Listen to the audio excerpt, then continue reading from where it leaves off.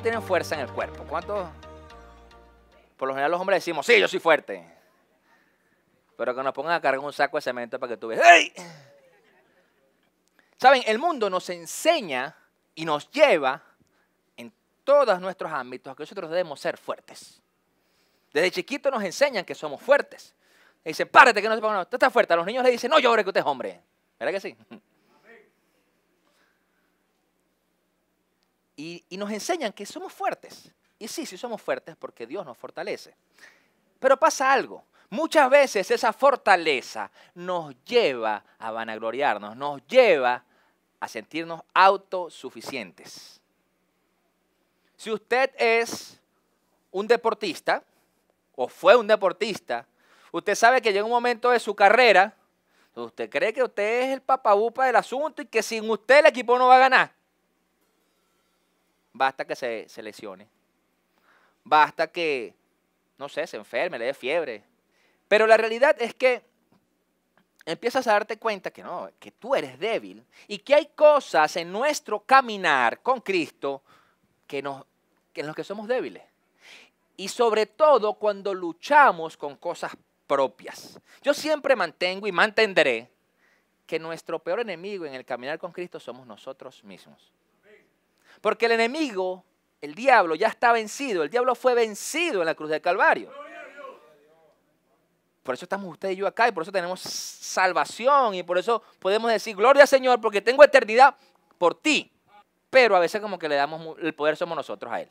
Pero muchas veces es porque le damos en el juego de nuestra propia mente y nos vence. O pareciera vencernos.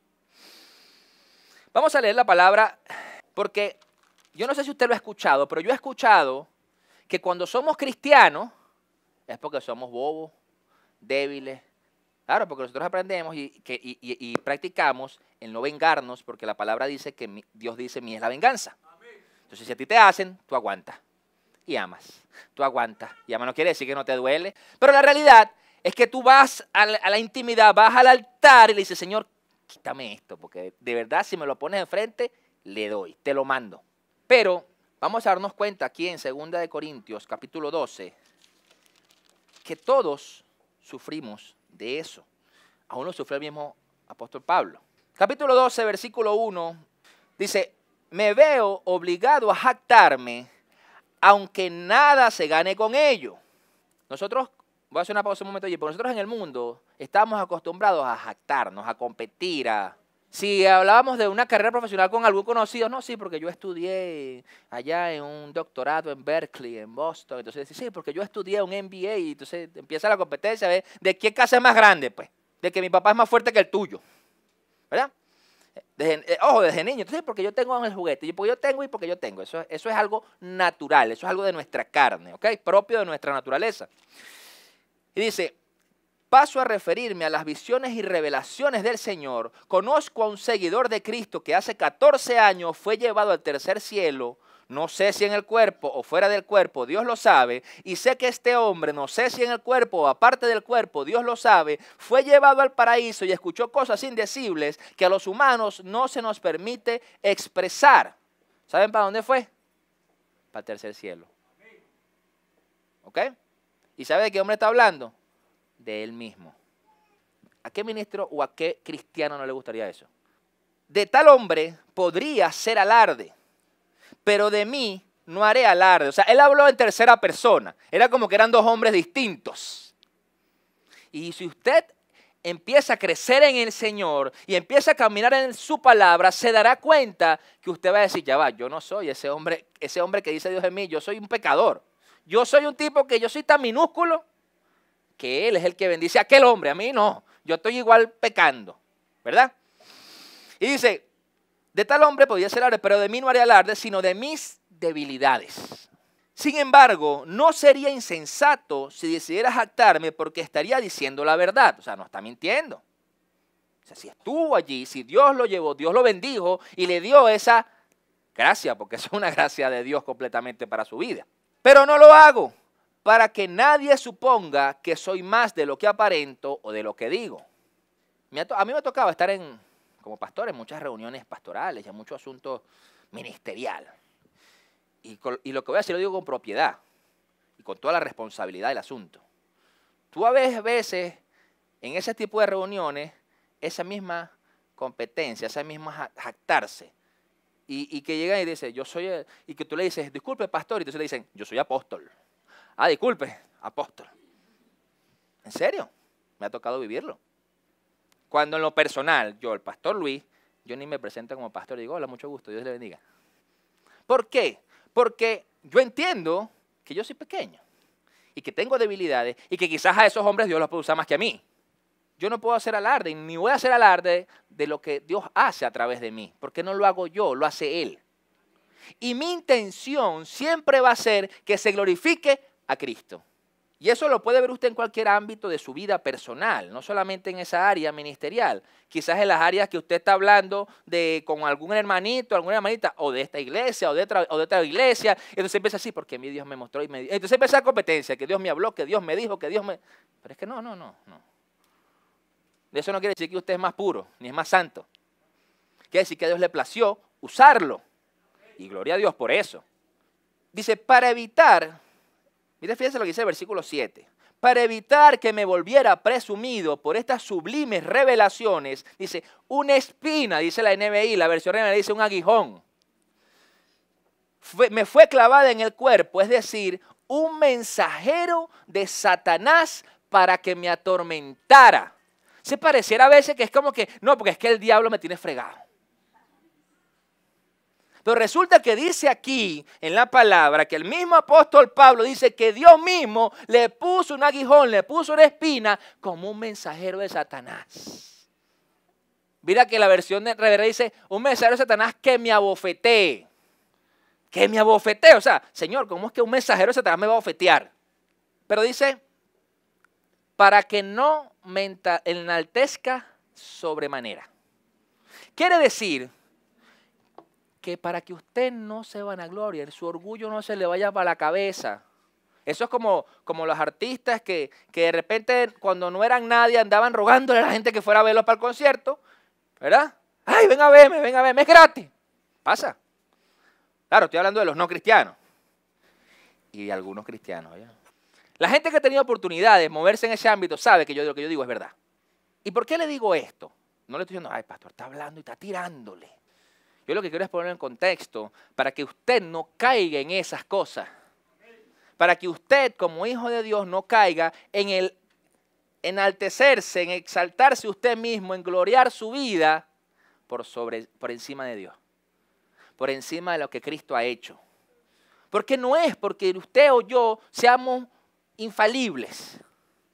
No es porque usted o yo seamos más puros o más santos, es que Dios me escogió desde el vientre. Sí, amén, gloria a Dios, pero fue porque Dios quiso. Usted no tuvo nada que ver. Y dice, versículo 8, 3 veces le rogué al Señor que me la quitara. Y se puede dar cuenta aquí que hay oraciones que no son escuchadas. Porque pareciera, yo me voy a lanzar un ayuno de 40 días y 40 noches, me voy a encerrar, me voy a ir por una montaña, en una cueva, porque Dios me va a escuchar y me va a responder la oración. ¿Y qué pasa si no? Aquí no le respondió. Dice, le rogué 3 veces. ¿Sabe qué es rogar? ¿Usted ha rogado alguna vez? ¿Usted ha rogado? ¿Usted ha tenido, o sea, o a una persona o a Dios se ha metido en intimidad y ha rogado? O sea que cuando usted ruega, usted le sale un gemido indecible, dice la palabra, algo que tú no puedes ni pronunciar. Eso es un ruego. Dice, lo hizo 3 veces. Y aún así, Dios no le contestó. Ahora, si yo le pregunto a usted, ¿usted tiene luchas diarias? Sí, ¿verdad? Usted tiene luchas con usted mismo, con pensamientos, con acciones, con vicios, con problemas propios que usted lo hace cada día sentirse, Señor, yo no soy merecedor de lo que tú me das. Ese es ese aguijón, esa es esa espina que dice la palabra, que le recuerda a usted día a día que usted es simplemente un humano, que nada más está en donde está y hace lo que hace por gracia y gloria de Dios. Entonces, ojo, a mí en lo personal me pasa, porque ay, el pastor, no, es que el pastor, todos los pastores, o sea, personas que me llaman y que los pastores no tienen lucha, no sé, está ciega porque Los pastores tienen luchas, problemas. Los apóstoles tienen luchas, tienen problemas. Los profetas tienen luchas, tienen problemas. Usted sabe, ¿usted se ha clavado alguna vez una espina de una astilla? Eso es una espina. Cuando usted tiene esas luchas con sus actitudes, con sus pensamientos, quizás con un pecado que usted dejó, pero que siempre tiene su mente, que siempre quiere, entonces quiere decir que hay una espina allí que usted tiene que luchar. ¿Y sabe para qué es eso? Para que usted no se enorgullezca. Para que se haga humilde. Quiere decir que Dios nos lleva básicamente a depender meramente de Él. Porque el versículo 9 dice lo siguiente. Dice, pero Él me dijo, te basta con mi gracia, pues mi poder se perfecciona en la debilidad. Hay una oración que dice, bástate en mi gracia, solo bástate en mi gracia. ¿Por qué? Porque todo el poder de Dios se perfecciona en nuestras debilidades. Y por eso usted ve aquí un apóstol Pablo que aún teniendo la autoridad que tenía, que aún teniendo el poder que tenía, le decía, yo no me jacto de eso, yo me jacto de que soy débil. ¿Por qué? Porque sabía que en esa debilidad que él sufría era donde Dios lo hacía fuerte, donde Dios se glorificaba Cristo mismo. Que no se glorificaba al apóstol Pablo, sino que se glorificaba a Dios en todo momento. Cuando usted se da cuenta de eso, se da cuenta que nosotros como humanos, como personas que caminamos en la tierra, pareciera que nos jactáramos es de la cantidad y las cosas que tenemos. Si tengo mucho real, es que tengo poder. Si tengo influencia, entonces tengo poder. Si soy ungido y toco a la gente y se cae, tengo poder. ¿Es o no es? Es que miren, yo he escuchado cosas de iglesia, que entonces tú escuchas cosas entre la gente, no acá en particular. Pero en otras congregaciones, cuando vemos, no, es que tú vas para allá, entonces ahí como que, no, tú vas y no hay presencia, porque eso tú vas y como que, no sé, no me caí. ¿Eso qué tiene que ver? Eso quiere decir que Dios no está. Dios no está en todos lados, pues. No es omnisciente, no es omnipresente, entonces, Dios está. Ay, que es que, no sé. Uno aprende a discernir la presencia del Espíritu Santo, sí. Si uno aprende a sentir la presencia de Dios.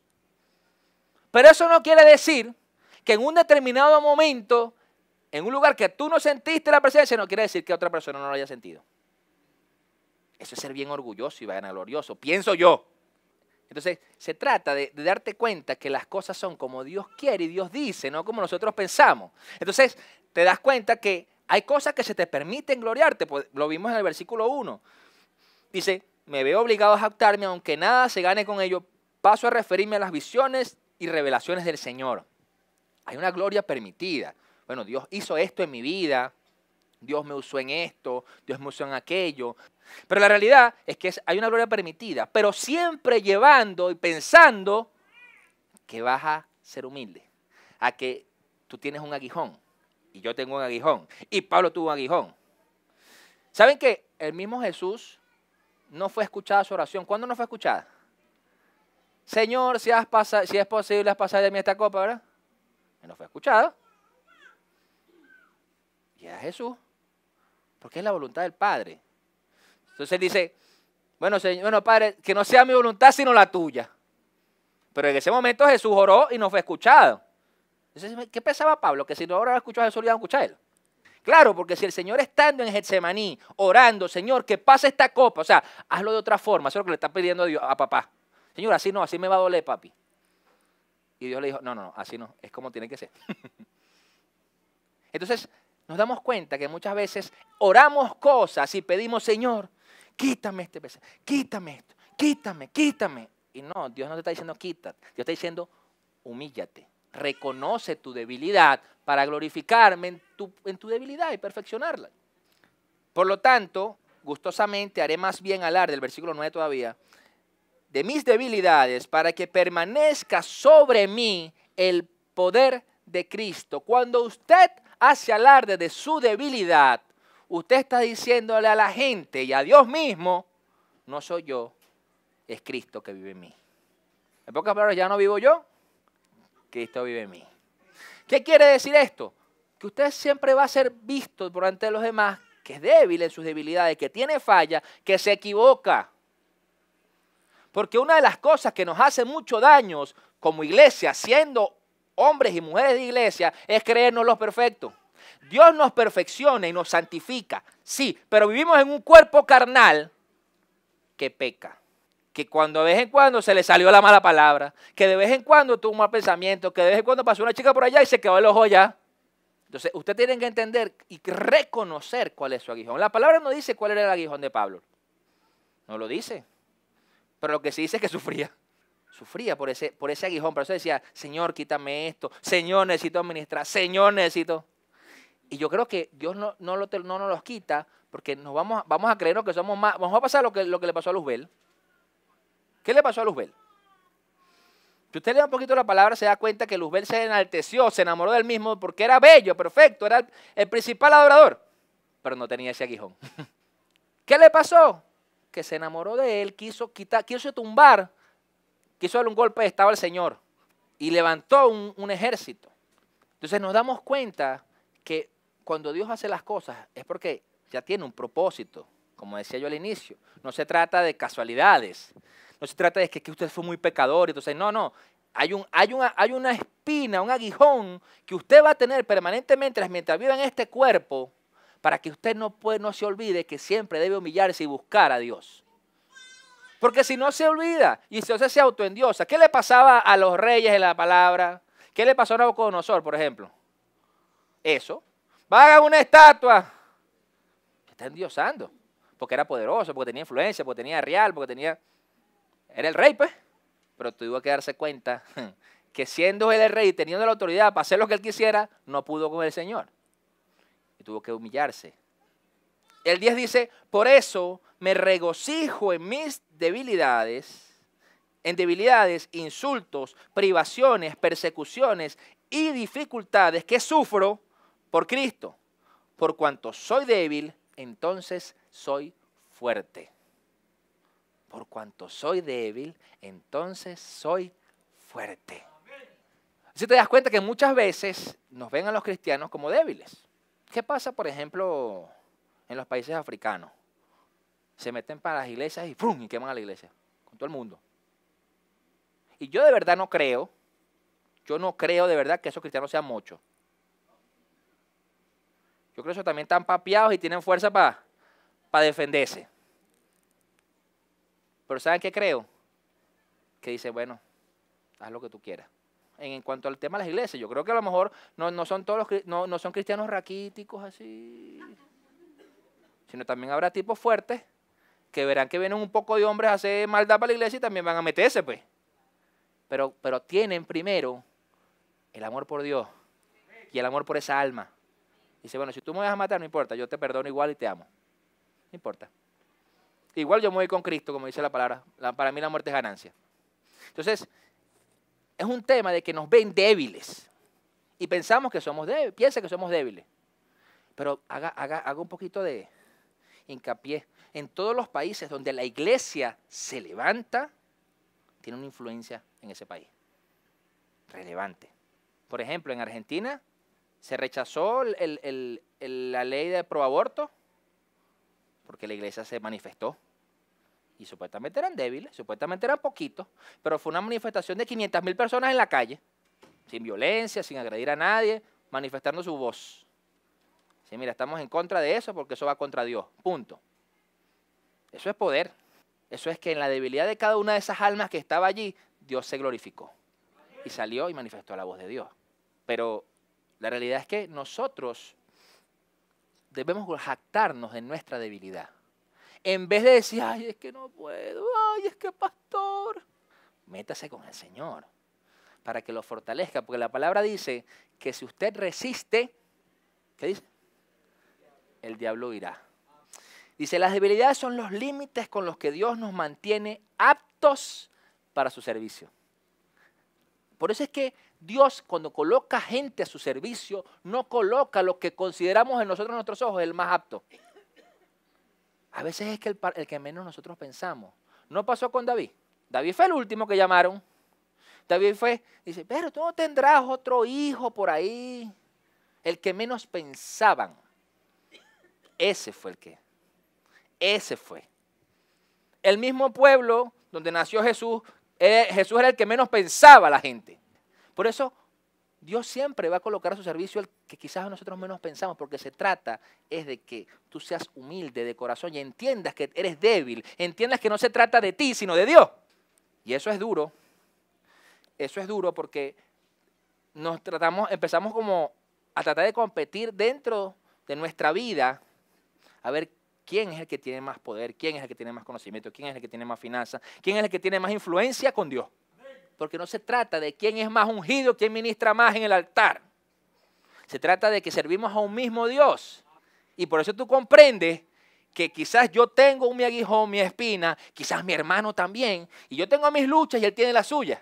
Y yo voy a orar por él. Y de ahí es donde viene que oremos unos por otros. Porque ¿por qué yo voy a orar por ti si yo supuestamente está todo bien? Pues no, tú vas a orar, Señor, fortalécelo en su debilidad. Señor, mira, hasta que no caiga. ¿O es que acaso usted cree que el trabajo de los pastores es ese? ¿Cuál es? El trabajo pastoral es orar por todos. Señor, mira lo que está pasando a este hermano. Ayúdalo, levántalo, fortalécelo, provéele, hazle. Ese es el trabajo pastoral. Ese es el trabajo pastoral. Pudieran venir muchos predicadores acá, pero ninguno hacer el trabajo pastoral. Ojo, ¿por qué le digo esto? Porque si usted lo está haciendo con alguien, usted está haciendo un trabajo pastoral. Usted está cuidando a alguien. Usted está orando por esa persona. Usted está diciendo, Señor, mira esta situación, quítale la falta de perdón, quítale esto, ponle lo otro, ayúdalo. Eso es. Y cuando ya uno tiene una revelación espiritual de la situación, entonces tú te empiezas este es el aguijón de esta persona. Vamos a empezar ahora por eso. Dios no se lo va a quitar, pero Dios lo va a aplacar. Si usted dice o cree, no, yo no tengo aguijón, ¿verdad, pastor? Yo no tengo nada. Déjeme decirle que estos versículos de ahí de Corintios afirman que todo hombre o mujer de Dios, tarde o temprano, sufrirá del aguijón. No sé, a lo mejor no es ahorita, a lo mejor es con temas de más edad, o a lo mejor fue. Pero la realidad es que no podemos jactarnos ni creer que es que no nos va a tocar. Porque todos lo sufrimos, porque todos lo vivimos. Por eso es que es errado de parte de nosotros como iglesia cuando juzgamos y señalamos al que está en oscuridad. Porque ignoramos que nosotros mismos tenemos un aguijón. Entonces creemos que es que yo soy perfecto y tú eres un pecador. Sí, es un pecador como lo fuimos nosotros. Y eso te enseña a amar a las almas, te enseña a amar a otro. Y es decir, wow, mira lo que está haciendo aquella persona. Tengo que enseñarle de Dios, tengo que amarlo, tengo que predicarle. Y Dios le va a poner la estrategia, la forma, el cómo.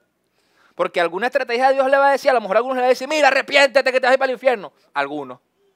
Pero otro Dios te va a decir, ámalo, abrázalo, no lo juzgues. O eso no es lo que hacía Jesús.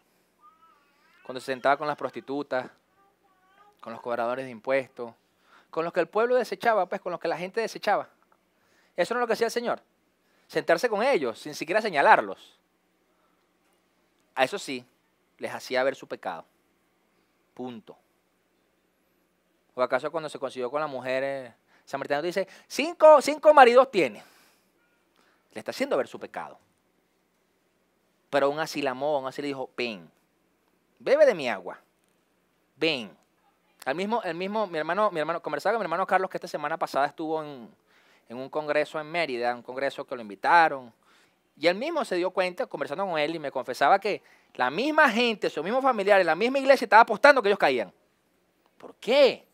Se supone que si tú lo estás rescatando, tú tienes que tener la fe y creer que Dios lo va a transformar, aunque tú no veas eso en ese momento. Pero tú tienes que creer que Dios va a sacarlo de allí. Si tú no crees eso, tú tampoco crees que Dios puede sanar una enfermedad, tú tampoco crees que Dios puede resucitar un muerto, tú tampoco crees que Dios puede restaurar una familia, tú no crees nada de eso entonces. ¿Por qué? Porque entonces asumes que tú no tienes el aguijón. Ahora, una de las misiones con la que Dios coloca este aguijón en nuestra carne es controlar nuestro orgullo y arrogancia.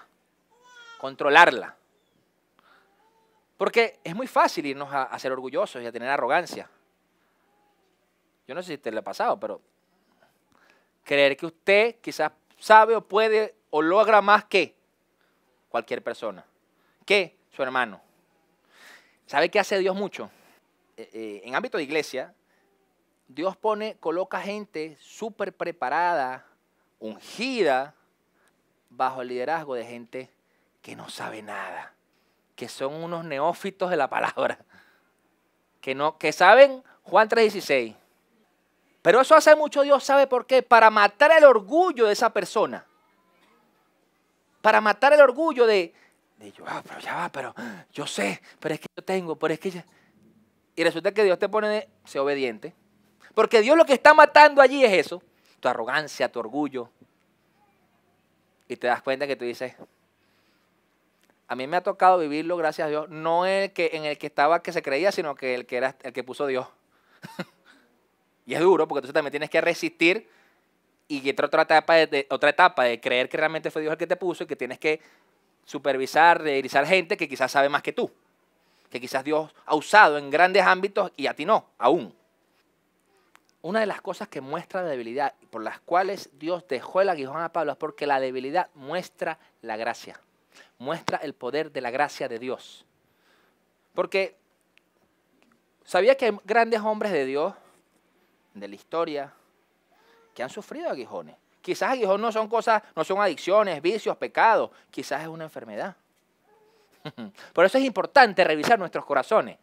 ¿En qué estamos cojeando? ¿En qué estamos fallando?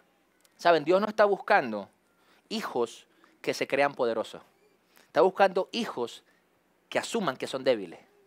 En el poder del propio humano, ahí Satanás podría tomar ventaja. No sé, sacarlo, usarlo a su favor. En cambio, cuando tú eres un hijo reconociendo en humildad que tienes debilidades, que tú deseas hacer la voluntad del Padre, que tú deseas caminar, ay, Dios sí trabaja. Y Satanás no va a poder entrar. No puede. ¿Por qué? Porque usted le está dando el control total al Señor. Y, Señor, yo no sé, yo no puedo, hazlo tú. Tú sabes que yo tengo tal lucha, tú sabes que yo tengo tal aguijón, tú sabes que ayúdame con eso. Y el Señor te glorifica, te usa, te llena, te empieza a abrir puertas, hace como quiere. Fíjese que a veces pensamos que Dios nos pone a prueba para que mostremos nuestro poder, el poder que Él nos da. Pero muchas veces esas pruebas Dios las permite es para que entendamos que somos débiles y que Él nos da el poder, que Él es el que nos hace poderosos. No que lo hacemos porque oramos mucho, porque ayunamos mucho, porque leemos mucha Biblia, porque escuchamos todas las prédicas de YouTube, todas las prédicas de enlace. No. Si soy fuerte, entonces yo superé esto porque... No, es que Señor, ayúdame a superar esto porque yo no puedo. Porque yo no puedo.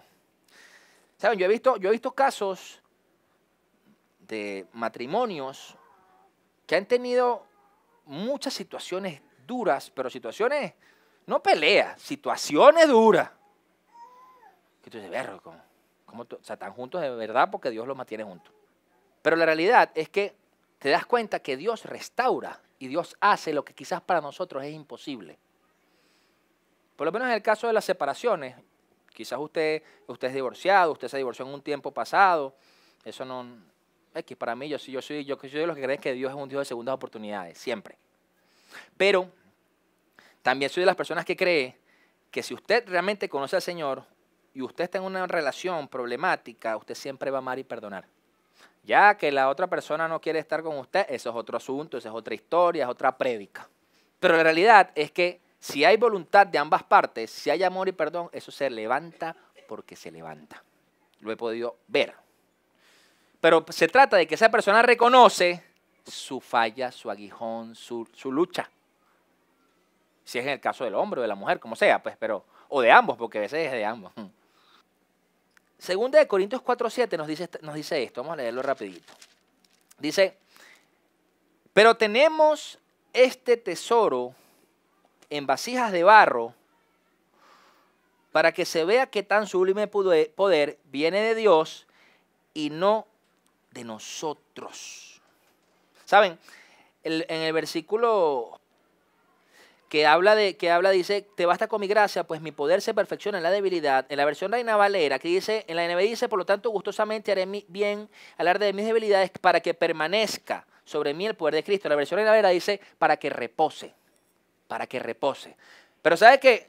Cuando habla de reposar, la palabra reposar se refiere a morar en una tienda, quedarse. reposar.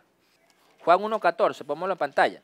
Dice, y el Verbo se hizo hombre y habitó entre nosotros y hemos contemplado su gloria, la gloria que corresponde al Hijo unigénito del Padre, lleno de gracia y de verdad. Quiere decir que Jesús moró, reposó entre nosotros en ese tiempo. Lo que está hablando aquí es que el poder de Dios reposa en nosotros cuando permitimos ser esas vasijas, entendiendo que somos vasijas frágiles, que nos podemos quebrar. Ahora, lo que el mundo va a opinar de nosotros en cuanto a las debilidades es eso, que somos tontos, que ese Dios no, que ese Dios, ¿por qué? Si yo le hago una pregunta a usted, ¿por qué cuando llegó el Señor y caminó a la tierra, por qué los judíos no lo aceptaron? Porque se veía débil, porque no llegó como ellos esperaban, con un ejército de ángeles arrancando cabezas a toda Roma y estableciendo su reinado, sino porque llegó en un pollino. Entonces, el pueblo judío lo rechazó porque veía en él debilidad, pero no entendía que en el reino de Dios la debilidad se manifiesta poder de Dios, en la debilidad. ¿Por qué creen que Jesús, y eso fue una respuesta para mí en lo personal, de por qué el Señor no hiciste nada cuando te golpearon, porque ok, es por amor, y está bien, Él nos ama, y yo lo sé, lo creo, y es así, pero también hay algún instinto natural que existe. Soltar, pues. Yo lo que me refiero con eso es que como eso es un instinto, y yo digo, bueno, pero a lo mejor si me hubieran dado un latigazo, a lo mejor yo también suelto para que me den. El Señor no hizo nada, pero es porque Él entendía más allá en su interior, en su espíritu, que Él mostrándose débil, el Dios Padre se estaba mostrando poderoso. Se estaba mostrando fuerte. Y que aunque el enemigo y Satanás se frotaba las manos y decía, ay, ya lo tengo listo, es mío. Satanás estaba ciego y no entendía y no veía lo que Dios Padre estaba haciendo. Precisamente por eso fue que pecó y cayó. Porque no entendía que el poder de Dios radica en la debilidad de nosotros. Entonces, cuando usted es débil, se levanta. ¡Pum! Cuando usted es débil, por eso es que usted se da cuenta de por qué Dios escogió una nación tan pequeña como Israel. Yo no sé si usted ha tenido la oportunidad de buscar el mapa y de ver. Pero Israel es así. Y se ha enfrentado a toda esa parranda de naciones y las ha derrotado y todo lo demás porque Dios las ha respaldado. También la palabra dice que todas se pondrán de acuerdo y la destruirá. Eso es más adelante, eso estamos hablando ya un poquito de apologética. Se trata de que entendamos que Dios no necesita que nos hagamos grandes para Él usarnos, sino que Él necesita que nos hagamos pequeños para que Él se pare sobre nosotros. Eso es lo que necesita el Señor. Y eso es lo que muchas veces se nos olvida. Y de verdad, a mí en lo personal, a mí me duele en el alma cuando yo veo gente, ministros, gente que Dios lleva a lugares de autoridad, lugares que los exalta y no lo ven y no lo entienden y se terminan gloriando ellos. Eso es terrible, para mí es muy triste. Pero también es parte de que lo que dice la palabra de que el amor de muchos se enfriará. ¿Por qué? Porque están buscando otra cosa y no al Señor. Porque a veces menospreciamos las cosas pequeñas. Menospreciamos que somos chiquitos y tenemos una debilidad. Pero es que ahí es donde está Dios. Ahí es donde Dios va a mostrar lo que es. Yo me imagino a los fariseos de la época, cuando estaba Jesús, escuchando a Pedro, escuchando, ¿de dónde salió este hablando así? ¿De dónde? Por eso es que yo en lo personal, yo soy muy atento cuando a los pequeños en espíritu y a los niños, cuando mi pastor tengo algo que decirle porque Dios me mostró algo, yo lo escucho y oro. Porque yo no puedo creerme que como yo soy el pastor, no, Dios me tiene que mostrar a mí. Error. Muy grande error. Cuando Dios también le habla a cualquier pequeño que Él le place. Pero básicamente esto lo que nos lleva es a comprender que no nos definimos por lo que dice el mundo de nosotros. Que cuando el mundo te dice que tú eres débil, que tú no vas a poder con las drogas, que la droga te venció, que el alcohol te venció, que la pornografía te venció, que el sexo te venció, que el dinero te venció, Dios te dice, no, humíllate para que veas cómo tú vences en mi nombre. Porque tú te das cuenta de que cuando Dios te lleva a ese lugar donde eres visible, es para que tú puedas decir, por la gloria de Jesús y por lo que hizo Jesús, es que yo estoy aquí. Por eso yo me glorifico cuando, me gozo cuando veo hombres quizás que están en lugares de fama y de repente dicen, no, ya esto no sirve, y se convierten al Señor. Entonces, si usted está hoy en un lugar, quizás donde usted dice, no, pero es que yo soy pequeño, yo no lo tomo, a mí nadie me toma en cuenta, no lo ve así porque Dios lo está viendo. Y Dios está viendo su corazón. Y la palabra dice que el que es fiel en lo poco, él lo pone en lo mucho. Lo que pasa es que va a depender también de dónde está nuestra mirada. Y también el propósito del Padre. Si no es el propósito, no.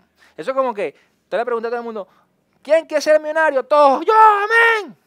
Todo el mundo quiere ser millonario. Pero Dios no nos hizo a todos para ser millonarios. Dios no nos hizo a todos para ser columnas. Nos hizo a todos para ser prósperos. Que eso es otra cosa. No la que nos quiere vender el mundo. Entonces, si tú no eres afortunado y bendecido, entonces no eres próspero. Para nosotros la prosperidad en nuestra vida es que el Señor esté con nosotros cada día. Que su Espíritu esté cada día. Que aunque haya circunstancias difíciles, tú camines y Dios te respalde, y Dios te guarde, y te bendiga, y te vaya revelando. Que haya rema permanente. ¿Sabe qué es tremendo? Que usted cada vez que busca a Dios y busca en su palabra, haya una rema en su vida. O sea, que usted dice, wow, y se quede meditando en eso, y meditando en eso, y meditando en eso. Aún así usted sea un erudito de la Biblia y de arqueología bíblica y de arqueología de la época de Jesús. Aunque usted sea un erudito en todo eso. Lo digo porque a mí me gustan esas cosas y leo mucho sobre eso. Me gusta. Pero aún así, cada vez que leo la Biblia es como, Señor, como si yo el primer día que la leí, dice, Señor, ¿qué hay hoy para mí? ¿Qué tienes para mí hoy? Por eso que a nosotros nos debe importar es qué dice el Señor y qué opina el Señor de ti, de mí. Aunque seas débil, entrégase debilidad. Deja de estar luchando solo con esa debilidad. Y date cuenta que el Dios se va a fortalecer a través de ella.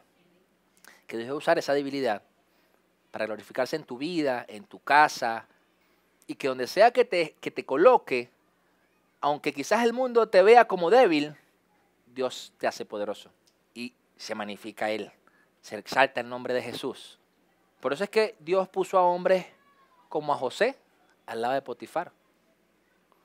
Porque José fue vendido por los hermanos, fue esclavo, fue prisionero y fue también llevado a ser seducido. Y él ahí se dio cuenta que era débil. ¿Saben por qué? Porque al estar la esposa de Potifar y tratar de seducirlo, ¿sabe por qué corrió?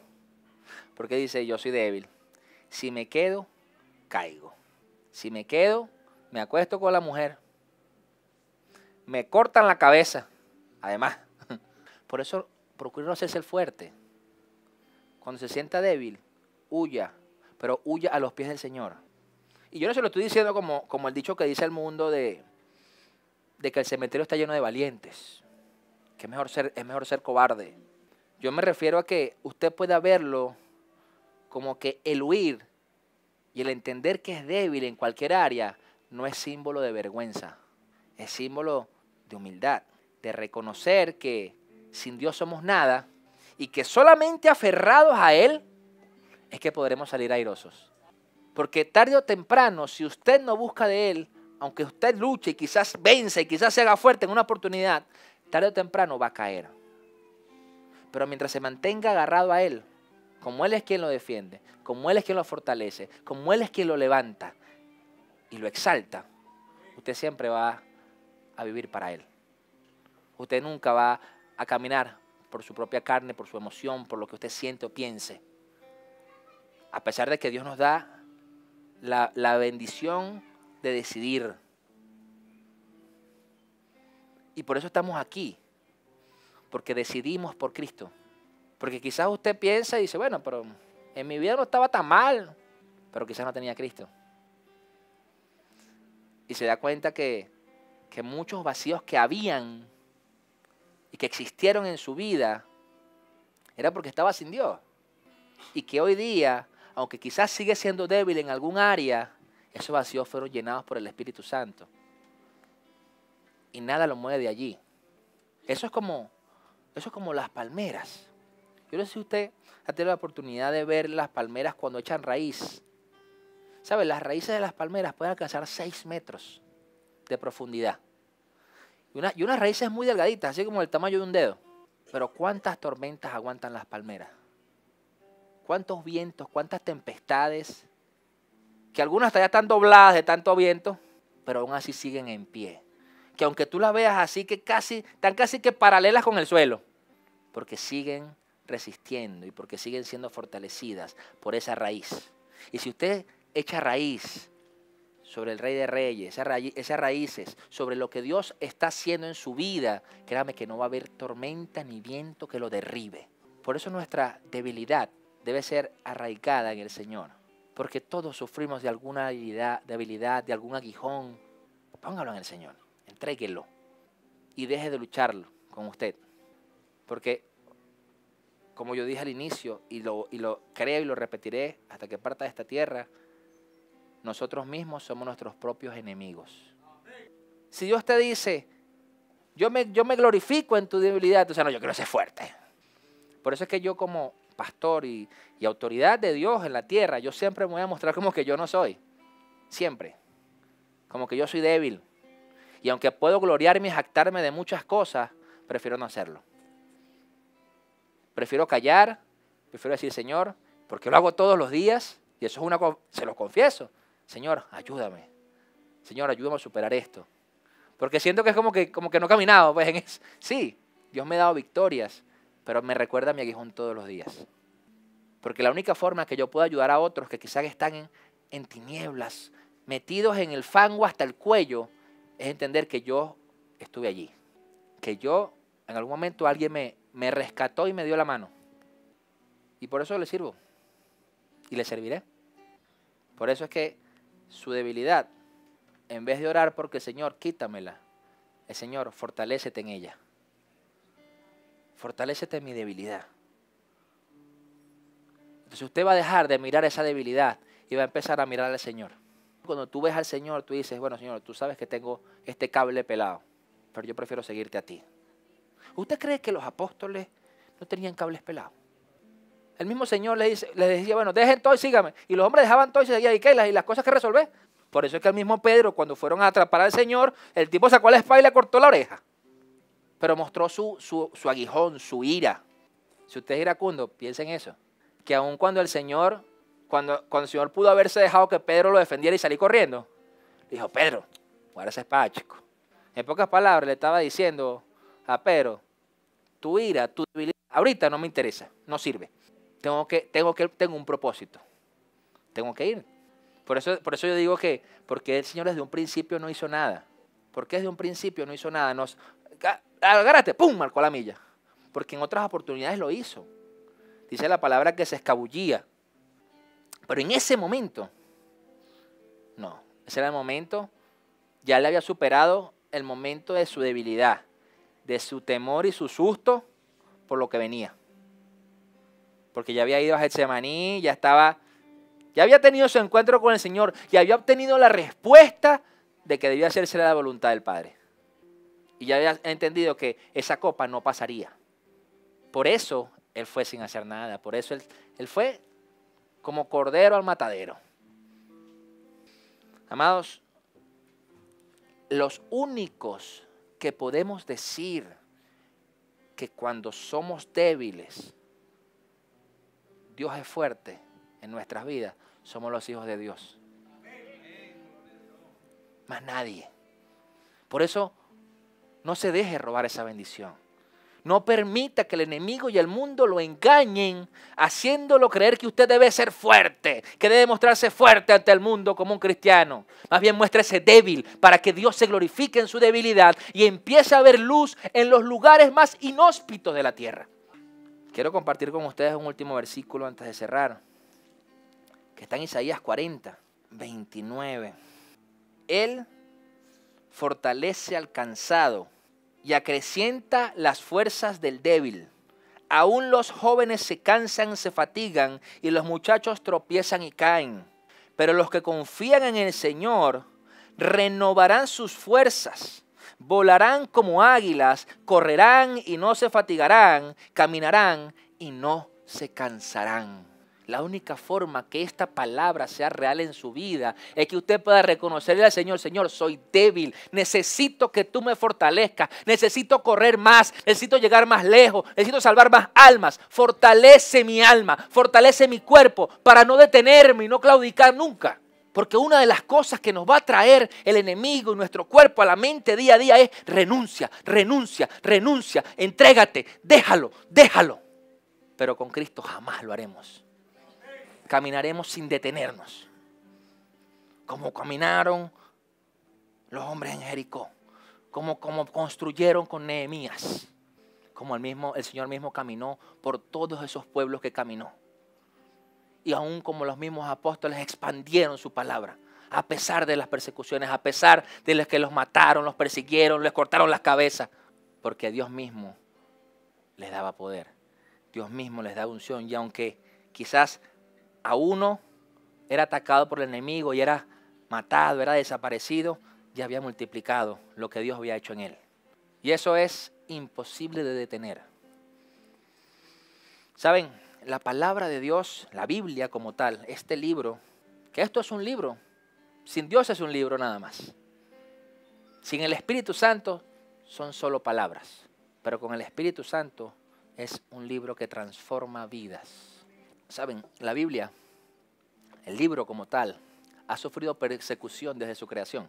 Desde la Reforma que Lutero tradujo al alemán, empezó a sufrir persecución y se buscaba desaparecer, que la gente no tuviera acceso a poder conocer su palabra.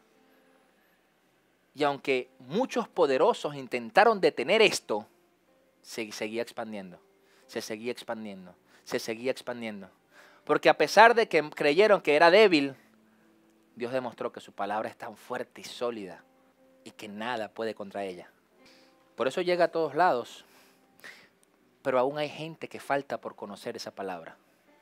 Parece mentira en esta época donde hay tanta interconectividad en el mundo, pero aún hay lugares donde no se conoce de la palabra. Aún hay lugares donde no se escucha de Jesús. Y ahí por eso es que necesitamos que la fortaleza de Dios en nuestras debilidades siga creciendo, para que llegue a todo lugar y puedan realmente rescatarse todas las almas que Dios dispuso que estuvieran allí. Por eso no se crea pequeño, porque aunque usted pueda ser débil, Dios se fortalece en su vida. Y Dios empieza a mostrar tanta gloria que usted dirá: ¿qué está pasando? Y es simple y llanamente Dios usándolo a usted como un vaso, como una vasija llena de vino nuevo para dar a otros que necesitan de ella. Por eso alabe a Dios cuando sea débil, porque en ese momento va a ver cómo la gloria de Dios se manifiesta en su vida.